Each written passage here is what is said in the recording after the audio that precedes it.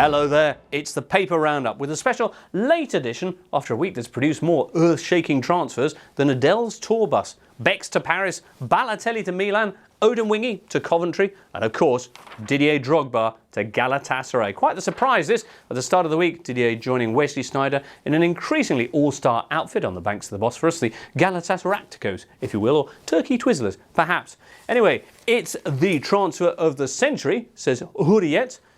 Photosport says England is talking about Galatasaray. Drogba is the new claw of Aslan. That's Galatasaray's nickname, of course, Turkish for lion, rather than any witchy wardrobe reference. But says Hurriyet, the Lions' dream team has sent shockwaves all around the football world with these two major signings. But how have they done it? Well, low taxes, a big new stadium, Champions League money, and a 400% increase in the club's share capital. So far, so fiscally prudent, Galatasaray CEO says the plan is to make the club now a global brand. Ah, the romance. Well, they're certainly thinking big there in Istanbul. Here's Fanatic. Big front page saying 25th of May 2013 now means something new for Galatasaray, the Champions League final at Wembley. And with Didier, we're on our way. There are one or two concerns with Didier's old club, Shanghai Shenhua, claiming that he's been taken without their consent. Shanghaied, ironically enough. But Hurriyet assures us that the paperwork is with FIFA and that Drogba will be in the side for their next Champions League game in 2 weeks' time against Schalke. Remarkable stuff.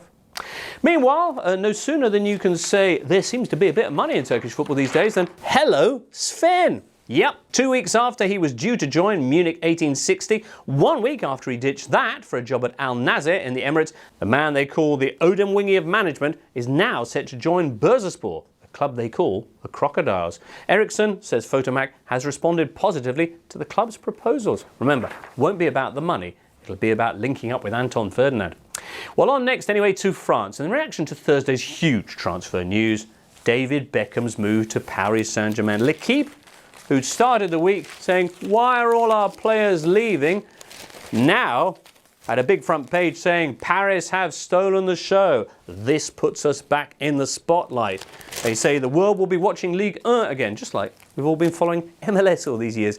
Of course, inside, Paris is full of spice. It's a sensational media coup. There are questions, of course, over how well he'll fare when the real challenges arrive, like getting a space in that car park. But for now, Le Parisien agree. Paris have given themselves a royal present. And the editorial says, after the arrogance of Zlatan, the last big signing, Qatar plc have got someone now to soften their image, a showbiz figure, a poster boy adored in Asia. Although, how will he cope alongside such a notoriously humorless and egotistical partner? Hang on, isn't she staying in London? Well, anyway, after Becks and Drogs, it's on next to the rock and roll provided this week by the Italians, who in the last month have waved goodbye to Alex Pato and Sneijder and said hello to Nicolas Anelka. He looks happy about it. And most of all, to Mario Balotelli. Here is Tuesday's Gazzetta with the news. Ballo is back. After 900 days of exile, a huge crowd gathers to greet Mario in Milan, and the press are very excited about this too, says the Gazzetta. Milan are 12 points off the top in Serie A, but they are now back in the game as the club continues its commitment to young talent, a commitment the owner, of course, takes particularly seriously. Now, there is still the mystery of how Silvio Berlusconi, who 2 weeks ago said, and I quote, Mario Balotelli, at Milan, the human aspect is important. If you take a rotten apple and put it in your group, you'll risk turning the whole lot bad, is now willing to splash out close, potentially, £20 million on him. But, explained the papers, it's all about votes. Yes, with elections around the corner in Italy, it is a month ending in a while after all, analysts reckon that Mario's arrival at Milan could be worth as many as 400,000 votes for Silvio in the Lombardy region alone. Not so much about the Balotelli then, more the ballot boxy. And on that note, that's where we'll end our transfer roundup for this week. We'll be back in 7 days' time with the press reaction to next week's international friendlies, as Nicolas Anelka would put it.